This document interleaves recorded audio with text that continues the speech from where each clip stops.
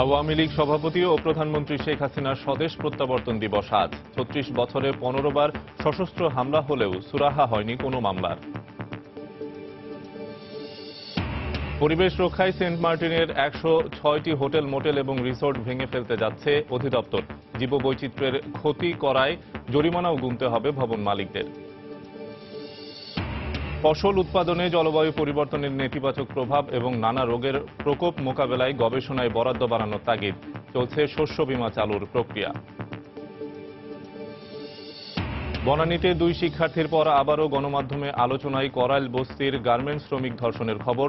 ধর্ষকরা প্রভাবশালী হওয়ায় পুলিশের সহযোগিতা না পাওয়ার অভিযোগ। এবং ত্রিদেশীয় সিরিজে নিউজিল্যান্ডের বিপক্ষে আজ মাঠে নামছে বাংলাদেশ। নিষেধাজ্ঞা কাটিয়ে একাদশে ফিরছেন মাশরাফি। জয়ের ক্ষুধায় মরিয়া টাইগাররা।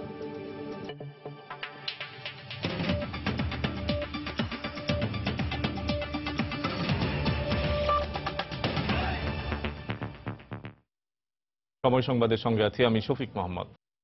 আওয়ামী লীগ সভাপতি ও প্রধানমন্ত্রী শেখ হাসিনার ৩৬তম স্বদেশ প্রত্যাবর্তন দিবস আজ।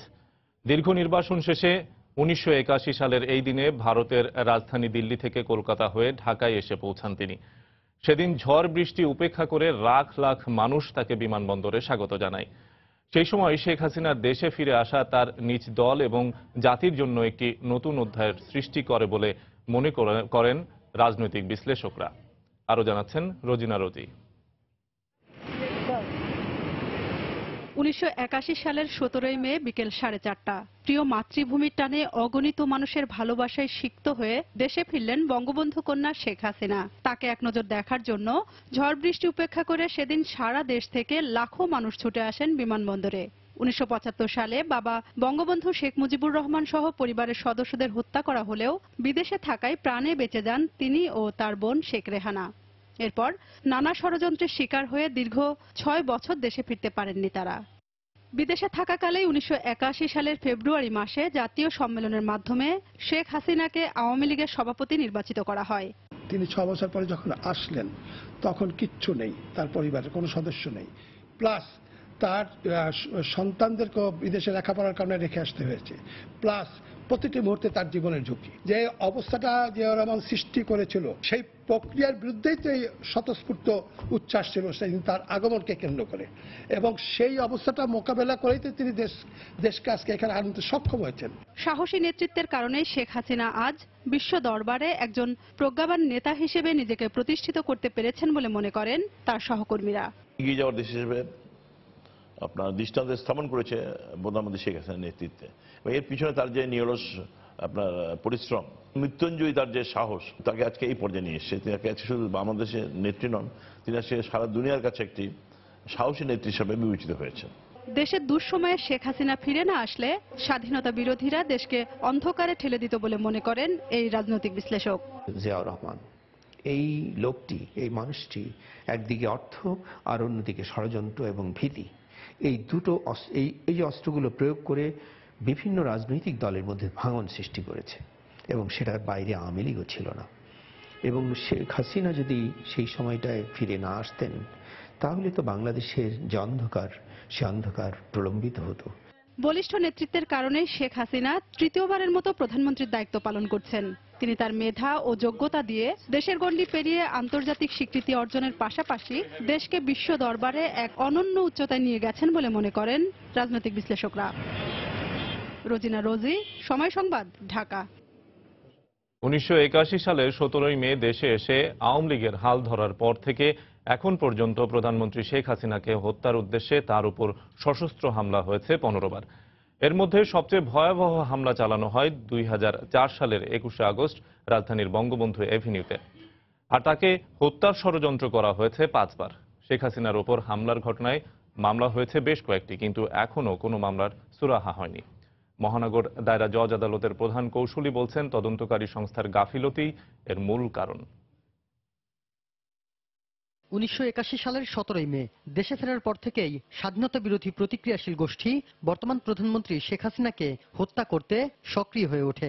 শুধু ঢাকাতেই তার উপর সশস্ত্র হামলা চালানো হয় ৭ বার। এর মধ্যে 1987 সালের 10 নভেম্বর সচিবালয়ের সামনে তার গাড়ি লক্ষ্য করে গুলি করা হয়। মারা যায় আওয়ামী লীগ কর্মী নূর হোসেন। 1989 সালের 11 আগস্ট ধানমন্ডির বঙ্গবন্ধু ভবনে হামলা করে ফ্রিডম পার্টি। এ ঘটনায় দায়ের করা মামলাটি যুক্তি উপস্থাপনের জন্য ধার্য রয়েছে। তাকে হত্যার উদ্দেশ্যে 1991 সালের 11 সেপ্টেম্বর উপনির্বাচন চলাকালে গ্রিন রোডে ও 1995 সালের 7 ডিসেম্বর ধানমন্ডির রাসেল স্কয়ারে জনসমাবেশে গুলিবর্ষণ করা হয়।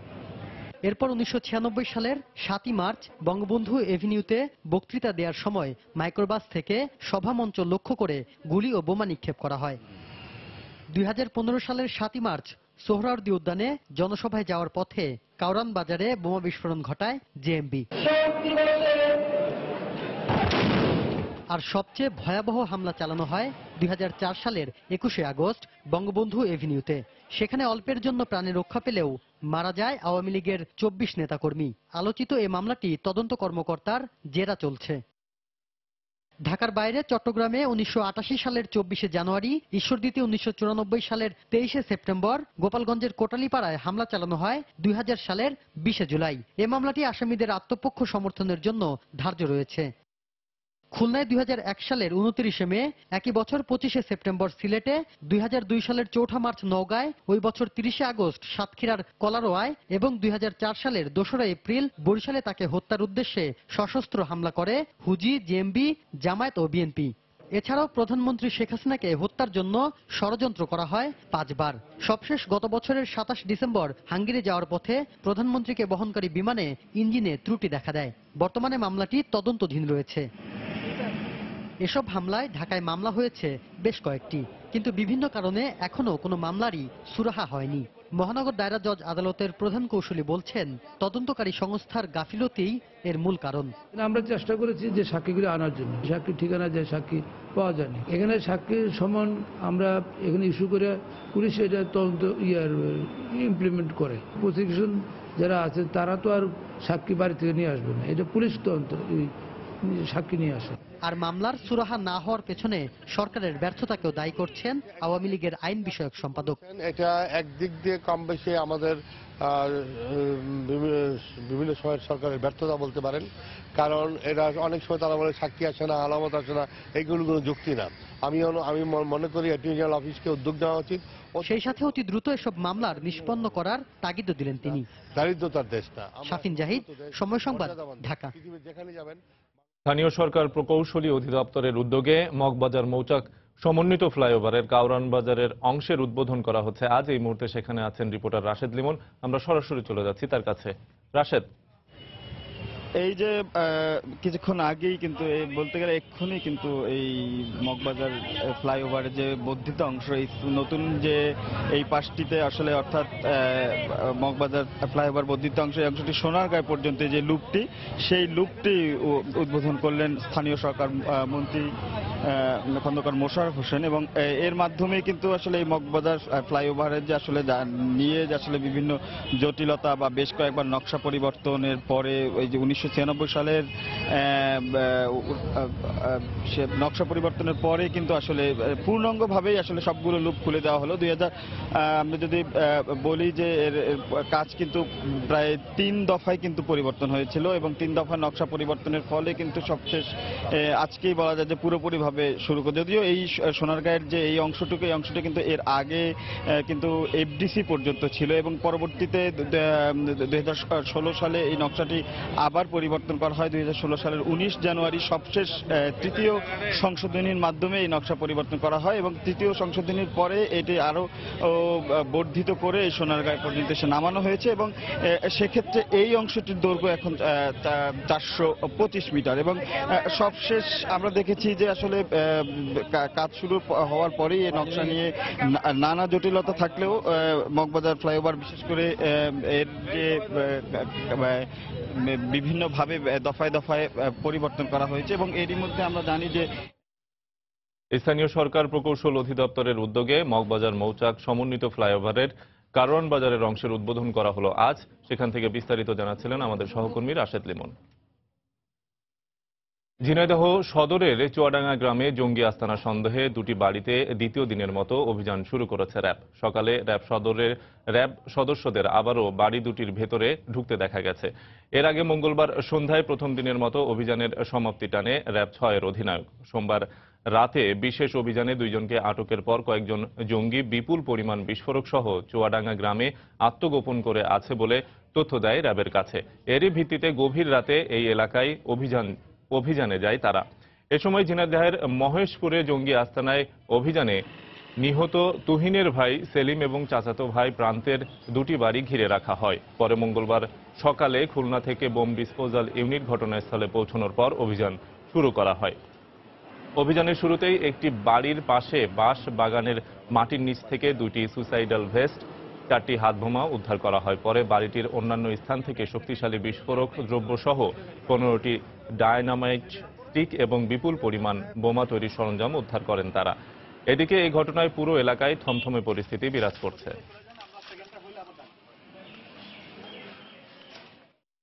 আমরা যখন নিশ্চিত হব এলাকাটাতে তারা আর কোনো বিস্ফোরক বা কোনো নাশকতামূলক কর্মকাণ্ডে কোনো দ্রব্যাদি নাই, এরপরেই আমরা আমাদের এই অপারেশনটা আমরা আলোচনা সাপেক্ষে তখন আমরা পরবর্তীর করণীয় কি সেটা আমরা ঠিক করব।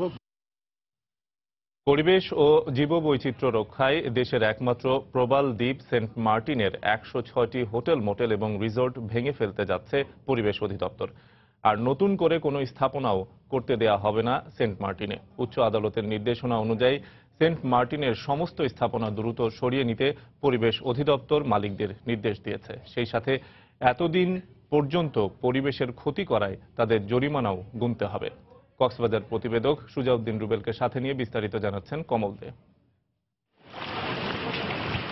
পর্যটন নগরী কক্সবাজারের টেকনাফ উপজেলার একটি ইউনিয়ন সেন্ট মার্টিন দেশের একমাত্র প্রবাল দ্বীপ হওয়ায় আকর্ষণীয় এই পর্যটন কেন্দ্রকে নিয়ে মানুষের আগ্রহ দিন দিন বাড়ছে। প্রতি বছর হাজার হাজার পর্যটক বঙ্গোপসাগর পাড়ি দিয়ে সেন্ট মার্টিনে যাচ্ছে।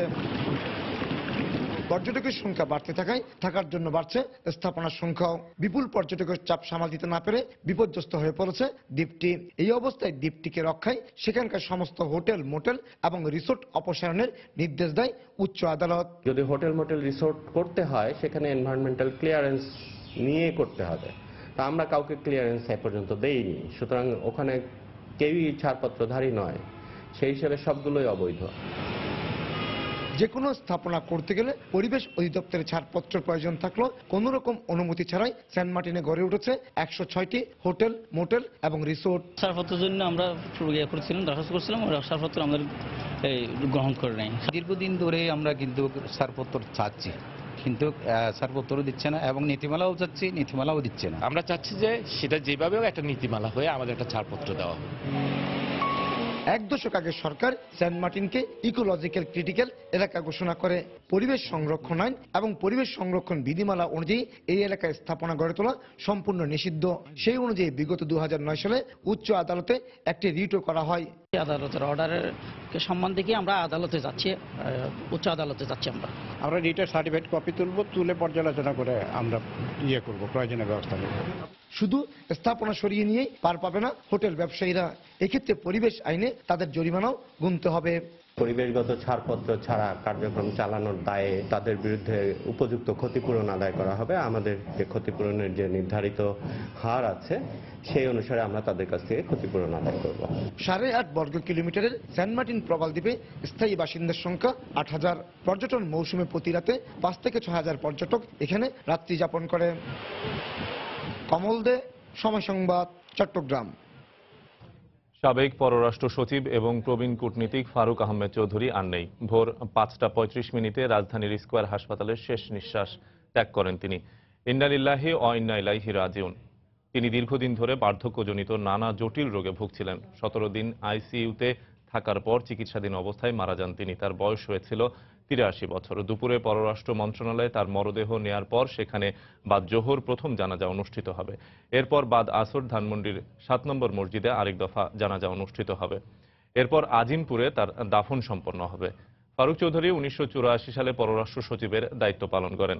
এছাড়া 1986 থেকে 1992 সাল পর্যন্ত ভারতে বাংলাদেশের রাষ্ট্রদূত হিসেবে নিযুক্ত ছিলেন। স্বাধীনতার পর বাংলাদেশের পররাষ্ট্রনীতির ভাষা এবং আচরণ কেমন হওয়া উচিত তা নির্ধারণে গুরুত্বপূর্ণ ভূমিকা রাখেন তিনি। জাতিসংঘ এবং অন্যান্য আন্তর্জাতিক ফোরামে তিনি বহুবার বাংলাদেশের প্রতিনিধিত্ব করেন। সময় সংবাদে আরও থাকছে। ইন্টারনেট ডাটার ক্ষেত্রে চড়া মূল্য দিচ্ছেন মোবাইল অপারেটরগুলো।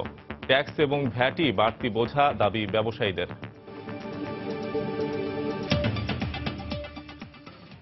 রাষ্ট্রপতি আব্দুল হামিদের সঙ্গে সৌজন্য সাক্ষাৎ করেছেন প্রধানমন্ত্রী শেখ হাসিনা। গত সন্ধ্যায় বঙ্গভবনে এই সৌজন্য সাক্ষাৎ।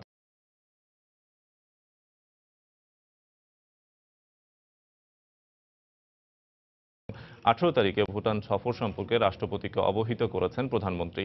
এছাড়া সম্প্রতি হাওর এলাকায় বন্যায় ক্ষয়ক্ষতি এবং বিপর্যয় রোধে সরকারের গৃহীত নানা পদক্ষেপ নিয়ে আলোচনা হয় পরস্পরের মধ্যে।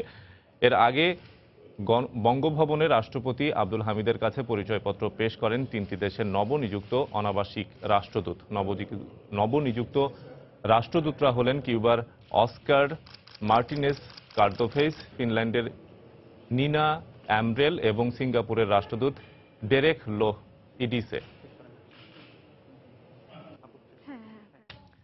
সিলেটে 150 megawatt gas turbine power plant প্রকল্প সহ 2723 কোটি টাকার 8টি প্রকল্পের অনুমোদন দিয়েছে জাতীয় অর্থনৈতিক পরিষদের নির্বাহী কমিটি একনেক। গতকাল দুপুরে রাজধানীর শেরেবাংলা নগরে এনএসি সম্মেলন কক্ষে প্রধানমন্ত্রীর সভাপতিত্বে প্রকল্পগুলোর অনুমোদন দেওয়া হয়। প্রকল্পগুলোতে সরকারি তহবিল থেকে 1929 কোটি টাকা ব্যয় ধরা হয়েছে। এর মধ্যে রয়েছে সিলেটের গ্যাস টারবাইন পাওয়ার প্ল্যান্ট প্রকল্প, আইসিটি খাতে নারীদের দক্ষতা বৃদ্ধি প্রকল্প এবং গুরুত্বপূর্ণ আঞ্চলিক মহাসড়কগুলোর মান উন্নয়ন প্রকল্প। সভা শেষে ব্রিফিংয়ে পরিকল্পনা মন্ত্রী জানান, বছরের প্রথম প্রান্তিকে দেশের মূল্যস্ফীতি ছিল 5.28%।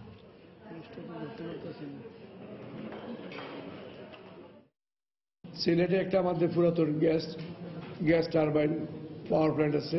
150 মেগাওয়াটের যে এক্সিস্টিং পাওয়ার প্ল্যান্টটি আছে, এটাকে আমরা 225 পর্যন্ত নিতে পারবো। এই প্রকল্পটি ব্যয়ের পরিমাণ হবে 796 কোটি টাকা। জানুয়ারি মার্চ এই কোয়ার্টারে আমাদের মূল্যস্ফীতি 5.28%, 5.28%। গত বছরের জানুয়ারি মার্চ এই কোয়ার্টারে আমাদের মূল্যস্ফীতির পরিমাণ ছিল 5.78%। বিএনপি চেয়ারপারসন বেগম খালেদা জিয়ার বিরুদ্ধে রাজধানীর যাত্রাবাড়ী এবং দারুস সালাম থানার নাশকতার 3টি মামলার কার্যক্রম স্থগিত করেছেন হাইকোর্ট।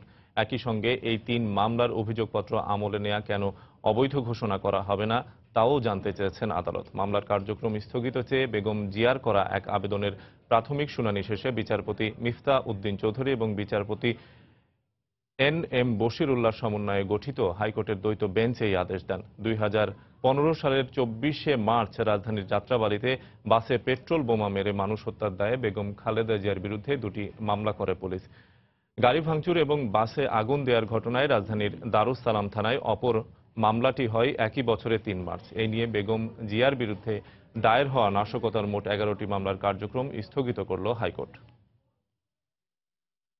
বনানীর 2 শিক্ষার্থী ধর্ষণের ঘটনার পর আবারও গণমাধ্যমে আলোচনায় উঠে এসেছে করাইল বস্তির এক গার্মেন্টস শ্রমিক ধর্ষণের খবর। বখাটের উত্ত্যক্ত করার প্রতিবাদ হিসেবে থানায় সাধারণ ডায়েরি করার পরদিনই ধর্ষিত হন ওই নারী। এই ঘটনায় এখনো পর্যন্ত কাউকে গ্রেপ্তার করতে পারেনি পুলিশ। ধর্ষিতার অভিযোগ, ধর্ষকরা এলাকার প্রভাবশালী হওয়ায় পুলিশ মামলাকে গুরুত্ব দিয়ে দেখছে না। আমাকে গলায় উন্না পেঁচাইছে, পেঁচানোর পরে অনেক রক্ত পড়তে আসছে গলার থেকে। পরে রক্ত পড়ার পরে আমি বলতেছি যে আমি কোনো কথা তো বলতে পারতাছি না, খুব ছটপট করতেছি ব্যথার যন্ত্রণা, তাও রক্ত পড়তেই আছে। ওরা যত চাপ দেয় তত রক্ত পড়ে। 2 মাস আগে ঘটে যাওয়া বিভীষিকাময় মুহূর্তগুলোর কথা বলছিলেন ধর্ষণের শিকার এই পোশাক শ্রমিক। বলতে গিয়ে শিউরে উঠছিলেন বারবার। ধর্ষিত হয়ে 9 দিন হাসপাতালে ভর্তি থাকার পর নিজের মেডিকেল রিপোর্ট হাতে ছুটে গেছেন থানায়, কিন্তু মামলা নেয়নি পুলিশ। উল্টো ঘাড়ে ধাক্কা দিয়ে বের করে দেওয়া হয় তাকে। উনি যাওয়ার পর খালি ঘাড় ধাক্কা দিয়ে বাই করে দিবে আমাকে, এছাড়া কোনো শব্দ নাই যে যেমন আসছো দেখতাছি বা কিছুই না, খালি ঘাড় ধাক্কা দিয়ে বাই করে দিবে। পরে আমাকে একটা মহিলা ঠিকই সত্য গাড়া ধইরা বলছে যে বাইরের পরে দারোয়ানরা আমাকে একবারে মেন গেট থেকেই বিক্রি করেছে। কিন্তু হাল ছাড়েননি তিনি। টানা 2 মাস ছোটাছুটির পর অবশেষে মামলা নিয়েছে পুলিশ। তবে এখনো ধর্ষকদের দাপটে নিজের বাড়িতে থাকতে পারছেন না সেই তরুণী ও তার পরিবার। মানবাধিকার কমিশনের কাছে সাহায্য চেয়েও খালি হাতে ফিরতে হয়েছে ধর্ষিত এই নারীকে। বাধ্যতা হয়ে গেলাম মানবতা অধিকারও এগুলাই বলছি, কোনো কাজে লাগায় না। এ বিষয়ে পুলিশের সঙ্গে কথা বলতে চাইলে বারবার ফোন করেও পাওয়া যায়নি বনানী থানার ওসি বা তদন্ত কর্মকর্তা কাউকেই। ধর্ষণের ঘটনার পর ধর্ষিতের স্বামীও অস্বীকৃতি জানিয়েছে তাকে ঘরে তুলতে। অসহায় এই নারী এখন চোখের জলে শুধু চান দোষীদের শাস্তি হোক। মিথি হক, সময় সংবাদ, ঢাকা। বনানীতে 2 শিক্ষার্থী ধর্ষণ মামলার মূল আসামি সাফাত আহমেদের গাড়ি চালক বিল্লালের 4 দিন এবং দেহরক্ষী রহমত আলীর 3 দিনের রিমান্ড মঞ্জুর করেছেন আদালত। গতকাল দুপুরে ঢাকা মহানগর হাকিম লস্কর সোহেল রানা এই রিমান্ড মঞ্জুর করেন। এদিকে ধর্ষণের ঘটনার সাথে রেইনট্রি হোটেলের সম্পৃক্ততার কথা অস্বীকার করেছে কর্তৃপক্ষ। ঘটনার পর 10 দিন পার হয়ে গেলেও এখনও গ্রেফতার করা যায়নি মামলার অন্যতম আসামি নাইম আশরাফকে। সোমবার রাতে গ্রেফতার হওয়া বনানীতে 2 শিক্ষার্থী ধর্ষণ মামলার মূল আসামি সাফাত আহমেদের গাড়ি চালক বিল্লাল ও দেহরক্ষী রহমতকে মঙ্গলবার দুপুরে আদালতে হাজির করা হয়। মামলার তদন্ত কর্মকর্তা 10 দিন করে রিমান্ডের আবেদন করলে আদালত দুপক্ষের শুনানি শেষে বিল্লালকে 4 দিন এবং দেহরক্ষী রহমতকে 3 দিনের জন্য রিমান্ডে দেন। এই বিষয়ে রাষ্ট্রপক্ষের আইনজীবী বলেন, আসামিদের বিরুদ্ধে সুনির্দিষ্ট অভিযোগ রয়েছে। বেলাল ড্রাইভার তাকে দিয়ে সাফাত আহমেদ তাকে এই ধর্ষণের ভিডিও চিত্র ধারণ করে এবং পরবর্তীতে ধর্ষণের পরে এই দেহরক্ষী রহমত আলী সে ভিকটিমদের বাসায় যায়, এই ধরনের ঘটনা যেন প্রকাশ না করে এই ধরনের থ্রেট করে। এই হলো তাদের বিরুদ্ধে অভিযোগ। তবে আসামি পক্ষের আইনজীবীদের দাবি, অপরাধে জড়িত না হওয়ার পরও হয়রানি করতে আসামিদের বিরুদ্ধে এ মামলা দায়ের করা হয়েছে। এদের বিরুদ্ধে এজাহারের বডিতে কোথাও যে ধারা মামলাটি রুজু করা হয়েছে সেই ধারা কোনো সুস্পষ্ট অভিযোগ উল্লেখ নাই। ইতিমধ্যেই এই ঘটনায় গ্রেফতার হওয়া প্রধান আসামি সাফাত আহমেদ ও তার সহযোগী সাদমান সাকিব রিমান্ডে রয়েছে। রিমান্ডে তাদের কাছ থেকে বেশ কিছু গুরুত্বপূর্ণ তথ্য পাওয়া গেছে। এদিকে ধর্ষণের ঘটনায় জড়িতদের বিচার দাবি করেছেন রেইনট্রি হোটেল কর্তৃপক্ষ। সকালে এক সংবাদ সম্মেলনে তারা বলেন, এই ঘটনায় হোটেলের কেউ জড়িত থাকলে তারা ব্যবস্থা নেবেন। আমার হোটেল কর্তৃপক্ষ বলেছিল যে যখন এই অ্যালিজিড ঘটনাটা হয় তারা এরকম আনইউজুয়াল কিছু দেখেনি। যদি আমাদের কোনো কর্মকর্তা কর্মচারী যদি এই ন্যাক্কার জন্য অপরাধের সাথে জড়িত থাকে আমরা অবশ্যই কড়া বিচার চাই, বিচার দাবি করব এবং আমরা আইন শৃঙ্খলা বাহিনীকে আমরা সহযোগিতা করব এবং তাদের রিকোয়েস্ট করব যেন তারা তদন্ত করে এই জিনিসটা উদ্ঘাটন করে। 28 মার্চ রাজধানীর বনানীতে একটি হোটেলে নিয়ে 2 তরুণীকে ধর্ষণের অভিযোগ ওঠে। ঘটনার 40 দিন পর রাজধানীর বনানী থানায় দায়ের করা হয় ধর্ষণ মামলা। এই মামলায় 5 আসামির মধ্যে 4 জনকে গ্রেফতার করা হলেও এখনো ধরাছোঁয়ার বাইরে নাইম আশরাফ। শাহরিয়ার জামান দীপ, সময় সংবাদ, ঢাকা। সময় সংবাদে আরো থাকছে, বাঁকা পা নিয়ে জন্মানো শিশুদের দেশের 29টি হাসপাতালে বিনামূল্যে দেয়া হচ্ছে চিকিৎসা। জন্মের 3 বছরের মধ্যে ব্যবস্থা নিলে সম্পূর্ণ ভালো হওয়া সম্ভব।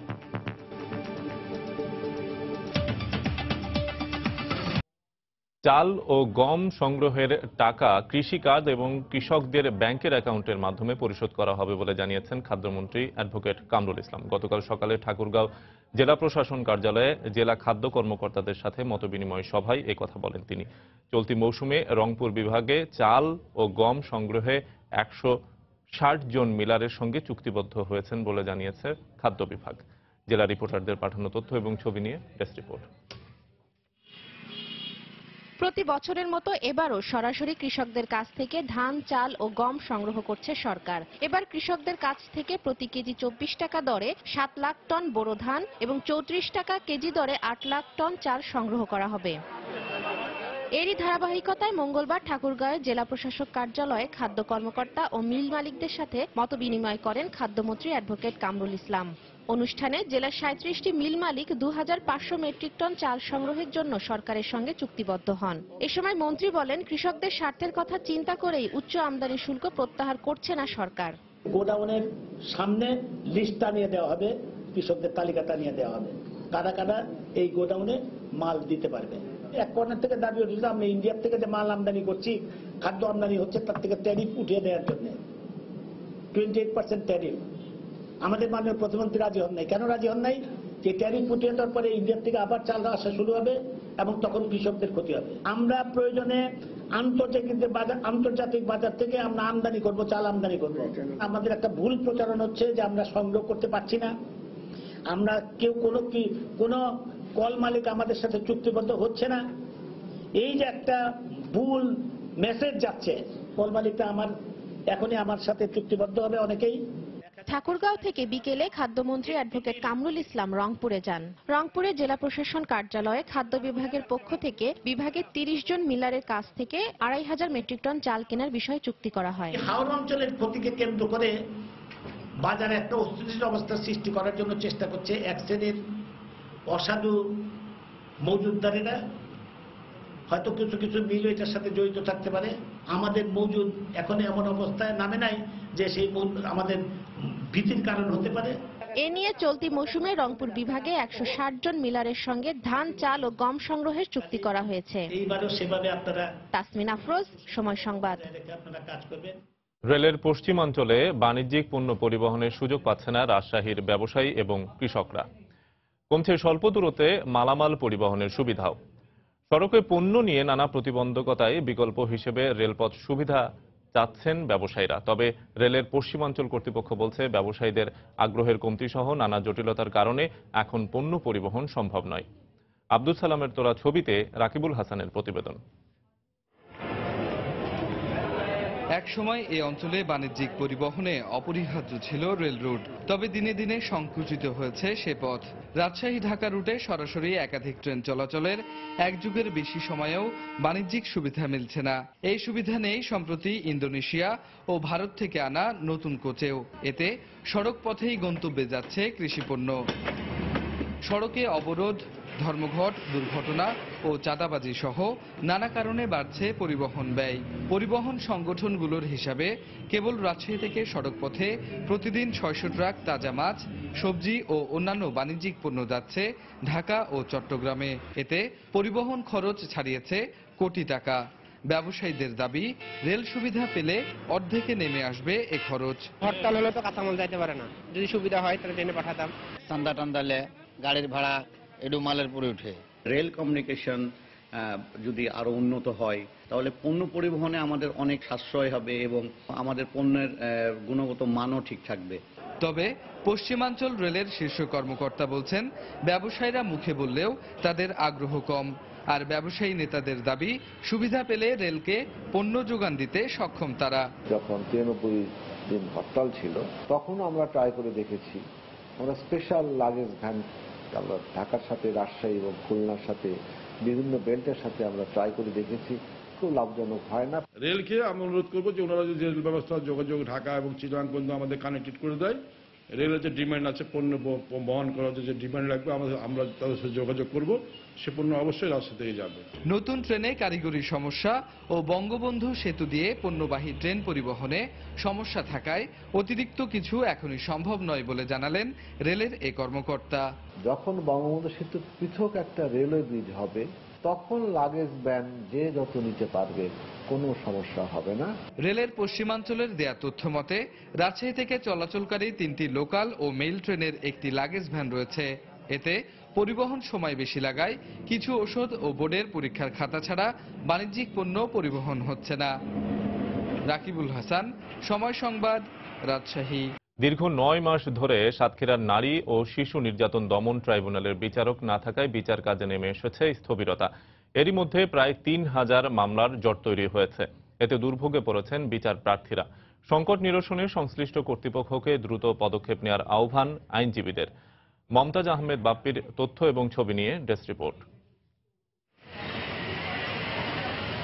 নারী ও শিশু নির্যাতন দমন সংক্রান্ত স্পর্শকাতর মামলাগুলোর দ্রুত নিষ্পত্তির জন্য 2000 সালে সাতক্ষীরায় নারী ও শিশু নির্যাতন দমন ট্রাইব্যুনাল স্থাপিত হয়। তবে দীর্ঘ 9 মাস ধরে বিচারক না থাকায় দূর দূরান্ত থেকে এই আদালতে এসে ফেরত যাচ্ছেন বিচার প্রার্থীরা। এভাবে কালক্ষেপণের কারণে আর্থিকভাবে ক্ষতিগ্রস্ত হচ্ছেন তারা।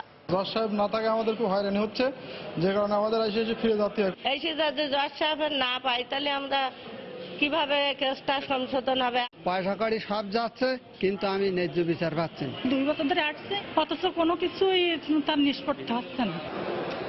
বিচারক না থাকার কারণে আদালতে প্রায় 3000 মামলার জট সৃষ্টি হয়েছে। এই অবস্থায় সমস্যা সমাধানে সংশ্লিষ্ট কর্তৃপক্ষকে দ্রুত পদক্ষেপ নেওয়ার আহ্বান জানিয়েছেন আইনজীবীরা।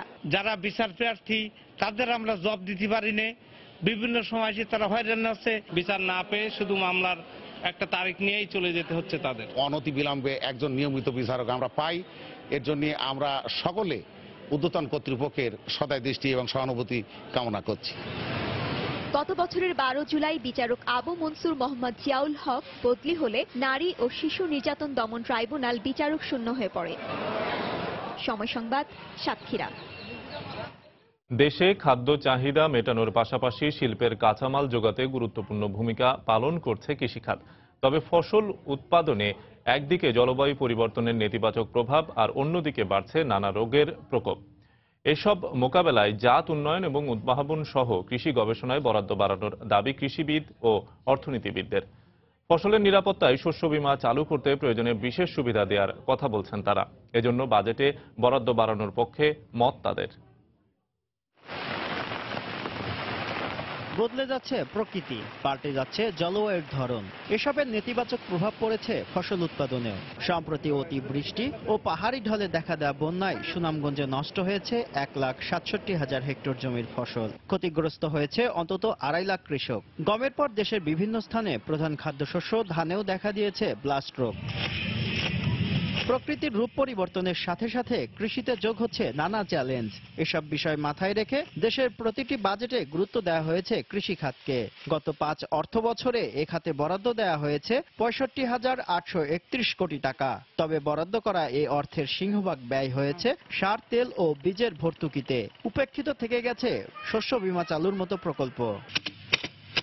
বর্তমানে জিডিপিতে কৃষি খাতের অবদান 14% কিছু বেশি। তাই আসছে বাজেটে কৃষি গবেষণাকে গুরুত্ব দিয়ে এ খাতে বরাদ্দ বাড়ানো প্রয়োজন বলে মনে করেন কৃষি গবেষকরা। প্রয়োজনে কৃষকদের জন্য অঞ্চল ভিত্তিক কৃষি বীমা চালুর কথাও বলছেন তারা। হাওর বিপর্যয়ে সাম্প্রতিক সময়ে যদি এই 8 লক্ষ পরিবার প্রতি মাসে 10 টাকা হারে কৃষি বীমার একটি প্রকল্পে বা একটি উদ্যোগের সাথে সম্পৃক্ত থাকতেন, প্রতি মাসে কিন্তু 80 লক্ষ টাকা সংগ্রহিত হতো।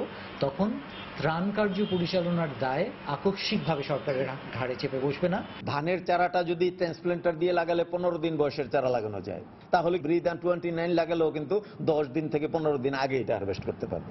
পৃথিবীর অনেক দেশের সাথে কম্পেয়ার করলে বাংলাদেশে গবেষণায় বরাদ্দ অনেক কম। প্রাকৃতিক দুর্যোগ মোকাবেলায় ফসল সংরক্ষণ সহ কৃষি অবকাঠামো তৈরিতে বিনিয়োগ বাড়ানোর পরামর্শ অর্থনীতিবিদদের। ক্লাইমেট চেঞ্জগুলো যে কারণেই হোক না কেন, আমাদের যে sense of risk and uncertainty এটা কিন্তু বেড়ে গেল। কাজে আমাদেরকে এখন সম্ভবত সেইভাবে গিয়ার আপ করতে হবে যে আমাদের আপৎকালীন ফান্ড, আমাদের খাদ্যশস্য যেটা আমরা রিজার্ভে রাখি, এটার পরিমাণ, এগুলো আমার মনে হয় আরো বৃদ্ধি করতে হবে।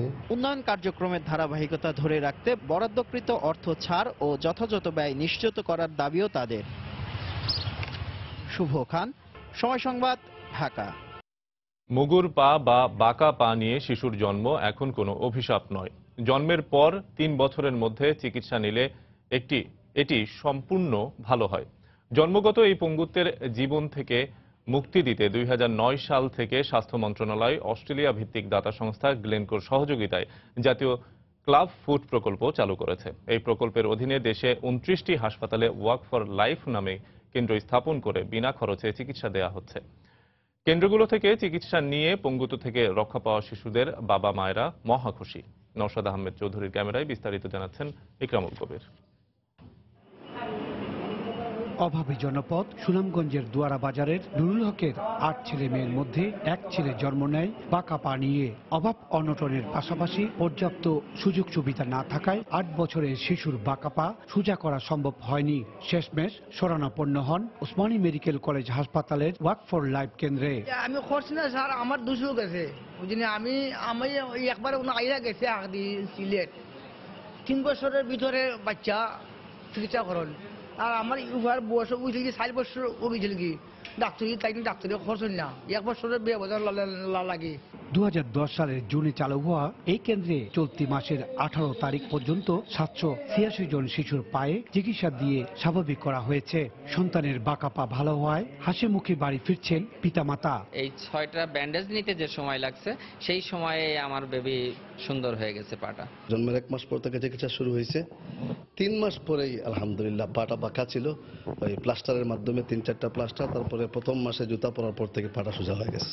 বাঁকা পা নিয়ে জন্মগ্রহণ করা শিশুর পা স্বাভাবিক হতে সময় লাগে 5 বছর। ব্যান্ডেজ, ছোটখাটো অপারেশন, বিশেষ ধরনের জুতা পরে থাকা সহ নানা নিয়মকানুন মেনে চলতে হয় এই সময়ে। যেহেতু এটা ফলো আপের ব্যাপার, পেশেন্টগুলো আসতে হয় দূর দূরান্ত থেকে, গ্রামগঞ্জ থেকে। অনেকেই আসেন, যারা আসেন তারা 100% ভালো, এবং যারা আসেন না কিছুটা তাদের পায়ের পাতাটা বাঁকা থেকে যায়। এই সেবার খবর তৃণমূল পর্যায়ে পৌঁছে দেওয়ার পরিকল্পনার কথা জানালেন ওসমানী মেডিকেল কলেজ হাসপাতালের পরিচালক। একেবারে গ্রাম লেভেলে কিভাবে মানুষকে সচেতন করে দেওয়া, সেটার জন্য আমরা আরো কর্মসূচি নেব, যাতে মানুষ জানে যে এখানে কর্মসূচি হচ্ছে এবং কার্যক্রম হচ্ছে, যাতে ভবিষ্যতে এরকম বাচ্চারা না আসে এবং সাহায্য নিতে পারে।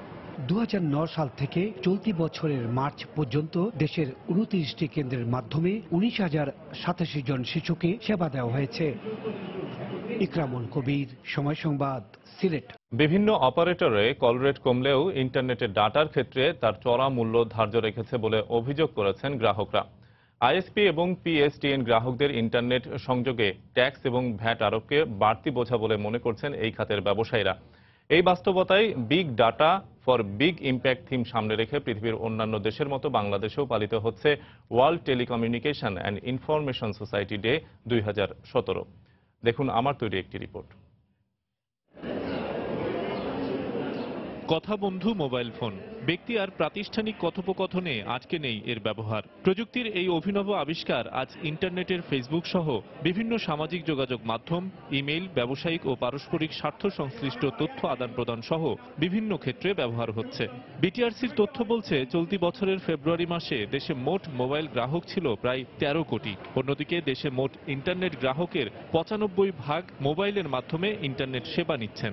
গ্রাহকদের কাছে জনপ্রিয় হলেও নানা সমস্যায় জর্জরিত রাষ্ট্রায়ত্ত অপারেটর টেলিটক। আমাদের জন্য টেলিটকই সবচেয়ে সুবিধাজনক, ছাত্রদের জন্য, শিক্ষার্থীদের জন্য। আমার জন্য গ্রামীণ ফোনটা ওইখানে একটু বেশি অ্যাভেলেবল আর কি। খুব স্মুথলি যে করতে পারি এটা আমার মনে হয় না যে পারি, আরো ভালো স্পিড হওয়া উচিত। ঢাকাতে পাওয়া যায় কিন্তু ঢাকার বাইরে গেলে ওই স্পিডটা আর পাওয়া যাচ্ছে না। স্টুডেন্টরা গলা কাটায় দাম দিয়েই নেটপ্যাক কিনছে। টেলিটকের কেয়ারে যারা বসেন তাদের সাথে কথা বলতে গেলে মনে হয় যে আসলে কথা বলতে এসে একটা অপরাধ করে ফেলেছে। অন্যদিকে ইন্টারনেট সার্ভিস প্রোভাইডার আইএসপি ও পিএসটিএন বা পাবলিক সুইচ টেলিফোন নেটওয়ার্কের ব্যবসায়ীরা কল সেন্টার, সফটওয়্যার ফার্ম সহ বিভিন্ন কোম্পানিতে বেশি পরিমাণে ইন্টারনেট ডাটা ব্যবহার করে থাকেন। তবে এসব প্রতিষ্ঠানে ভ্যাট ট্যাক্স আরোপ ব্যবসা প্রতিষ্ঠানের পথে অন্যতম অন্তরায় বলে মনে করছেন ব্যবসায়ীরা। আমি যদি বলে থাকি আমি 2 মেগাবিটস কানেকশন আমি পাচ্ছি, আসলে কি আমার সার্ভিস প্রোভাইডার আমাকে সে 2 MBPS আমাকে কানেক্টিভিটি আমাকে দিচ্ছে কিনা, ডাবল ট্যাক্সেশন কোথায় হচ্ছে বা ট্রিপল ট্যাক্সেশন কোথায় হচ্ছে, সেই জায়গাটা থেকে গভর্নমেন্ট কোনো কিছু করতে পারে কিনা।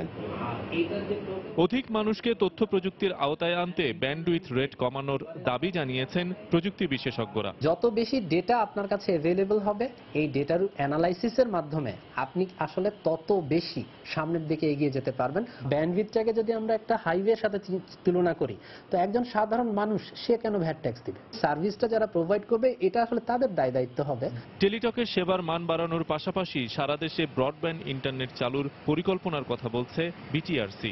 আমাদের 2021-এর ভিতরে বাংলাদেশের প্রতিটি ঘরে ঘরে ব্রডব্যান্ড নেটওয়ার্ক পৌঁছে যাবে।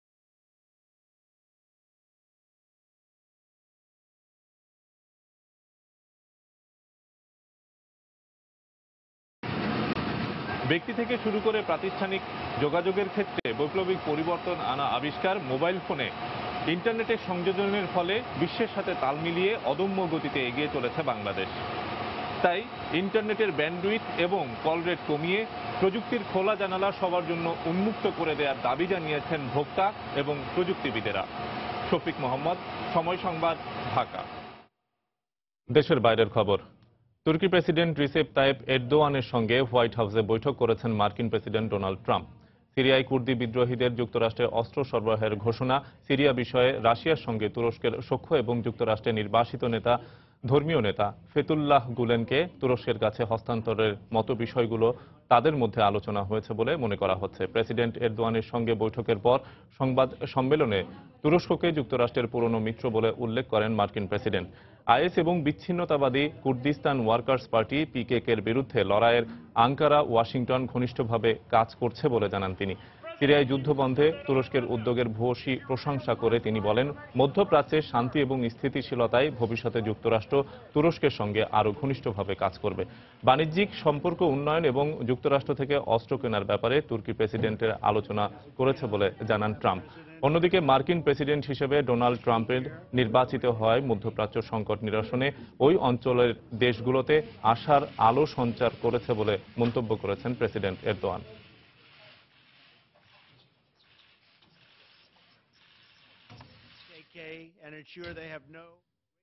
খেলার খবর, ত্রিদেশীয় সিরিজ। নিজেদের দ্বিতীয় ম্যাচে নিউজিল্যান্ডের মুখোমুখি হবে বাংলাদেশ জাতীয় ক্রিকেট দল। নিষেধাজ্ঞা কাটিয়ে একাদশে ফিরেছেন নিয়মিত অধিনায়ক মাশরাফি বিন মুর্তজা। বৈরী আবহাওয়ার এখনও চ্যালেঞ্জ টাইগারদের কাছে, তবে অধিনায়ক মাশরাফি পরিষ্কার জানিয়েছেন নিউজিল্যান্ডের বিপক্ষে জয়ের জন্যই মাঠে নামবে তার দল। ডাবলিনে ক্লনটার্ফ ক্রিকেট গ্রাউন্ডে দুই দলের ম্যাচটি শুরু হবে আজ বাংলাদেশ সময় বিকেল 4:45টায়। এই রোদ, এই বৃষ্টি, টি-20 ক্রিকেটের মতোই ক্ষণে ক্ষণে রং বদলায় আয়ারল্যান্ডের ক্রিকেট আকাশ, যে কারণে আদর্শ প্রস্তুতি নিতে পারছে না বাংলাদেশ ক্রিকেট দল। এর মাঝে স্বাগতিক আয়ারল্যান্ড অতিথি দলকে যতটা সুযোগ সুবিধা দেওয়ার কথা তা সঠিকভাবে দিতে পারছে না। বৈরী আবহাওয়া আর অব্যবস্থাপনার মধ্যেই লড়াইয়ের জন্য প্রস্তুতি নিচ্ছে টাইগাররা। আসরের দ্বিতীয় ম্যাচ বাংলাদেশের ডাবলিনের ক্লনটার্ফ ক্রিকেট গ্রাউন্ডে। 1999 সালে বিশ্বকাপে ওয়েস্ট ইন্ডিজের বিপক্ষে এই মাঠের অভিষেক ম্যাচ খেলেছিল বাংলাদেশ। সেবার বুলবুলের বাংলাদেশের অভিজ্ঞতা ছিল তিক্ত, কিন্তু দেড় যুগ পর আবারও সেই মঞ্চে মাশরাফির বাংলাদেশ ফেভারিট হিসেবেই নিউজিল্যান্ডের বিপক্ষে জয়ের ক্ষুধায় মাঠে নামবে। খেলতে নামছে, আমাদের অবশ্যই থাকবে টার্গেট যে আমরা ম্যাচটা জিততে চাই। আর যদিও কন্ডিশন, আপনি সুযোগ সুবিধা বলেন বা আমাদের ফ্যাসিলিটিস বলেন যেগুলো আছে এখানে, আমরা হয়তোবা আপ টু দ্য মার্ক ছিল না, বাট আমরা চেষ্টা করেছি যতটুকু লিমিটেশন আছে তার ভেতরে আমরা আমাদের প্রিপারেশন নেওয়ার। 3 মাস আগে নিউজিল্যান্ড সফরে ওয়ানডেতে সম্ভাবনা জাগিয়েও একটি ম্যাচও জিততে পারেনি বাংলাদেশ। এবার সেই শোধ নিতে মরিয়া আহত বাঘেরা। বিদেশের মাটিতে কিউই পাখিদের ডানা ভেঙে দিতে বদ্ধপরিকর তারা। ম্যাচের স্পটলাইটে তামিম সাকিব ছাড়াও থাকবেন 79 রান দূরে থাকা পঞ্চম বাংলাদেশি ব্যাটসম্যান হিসেবে 3000 রানের চূড়া ছোঁয়ার অপেক্ষায় থাকা মাহমুদুল্লাহ রিয়াদ। আমাদের আর্লি উইকেট পড়ার পরে তামিম এবং রিয়াদ যেভাবে ব্যাটিং করেছে, তারা তাদের যে এক্সপিরিয়েন্স হয়েছে সেটা শো করেছে। টপ অর্ডারে বা বোলিংয়ে যারা আছে তাদের স্কিল, তারা নিজেদের স্কিলের উপর বিশ্বাস রাখলে ইনশাল্লাহ আশা করি ভালো কিছু হবে। অন্যদিকে উইলিয়ামসন, অ্যান্ডারসন, বোল্ট, সাউদিদের মতো ক্রিকেটাররা নিউজিল্যান্ডের স্কোয়াডে না থাকলেও প্রথম ম্যাচে তাদের ব্যাটিং এর সাথে বোলিং দক্ষতা একরকম সতর্ক বার্তা দিয়ে রেখেছে। কিউইদের পেস অ্যাটাক আরো সমৃদ্ধ করতে স্পিনার ইশোদির জায়গায় চতুর্থ পেসার হিসেবে খেলতে পারেন অ্যাডাম মিলনে। হুমায়ুন কবির রোজ, সময় সংবাদ। এপিএল এর খবর, গুরুত্বপূর্ণ ম্যাচে ওয়েস্ট ব্রমকে 3-1 গোলে হারিয়েছে ম্যানচেস্টার সিটি। এই জয়ে 37 ম্যাচ শেষে 75 পয়েন্ট নিয়ে তৃতীয় স্থানে আছেন সিটিজেনরা। তৃতীয় স্থান নিশ্চিতের মিশনে নেমে শুরু থেকেই ওয়েস্ট ব্রমকে চাপে রাখে ম্যানচেস্টার সিটি। ইতিহাদে 11 ম্যাচে ধরে অপরাজিত আছে গার্দিওলার শিষ্যরা। এটিও বাড়তি আত্মবিশ্বাস যোগাচ্ছিল তাদের। ম্যাচের 27 মিনিটেই কেভিন ডি ব্রুইনের সহায়তায় গোল করে ম্যানচেস্টার সিটিকে লিড উপহার দেন ব্রাজিলিয়ান গ্যাব্রিয়েল জেসুস। 2 মিনিট পর ত্রাণকর্তা হয়ে ওঠেন ডি ব্রুইন। দুর্দান্ত গোলে সিটিজেনের সমর্থকদের উল্লাসে ভাসান এই বেলজিয়ান মিডফিল্ডার। এগিয়ে থেকেই বিরতিতে যায় গার্দিওলার দল। বিরতি থেকে ফিরে নিজেদের নিরাপদ দূরত্বে নিয়ে যেতে আরও আগ্রাসী হয়ে খেলে স্বাগতিকরা। 57 মিনিটে অ্যাগুয়েরোর পাসে গোল করে সিটিকে 3-0-তে এগিয়ে নেন ইয়াইয়া তোরে। পিছিয়ে পড়ে ম্যাচে ফিরতে মরিয়া হয়ে ওঠেন ওয়েস্ট ব্রম। অবশেষে 87 মিনিটে রবসন কানুর গোলে ব্যবধান কমায় তারা, তবে তাতে হার এড়াতে পারেনি ওয়েস্ট ব্রম। আর দারুণ জয়ে শীর্ষ 3-এ উঠে আসে ম্যানচেস্টার সিটি।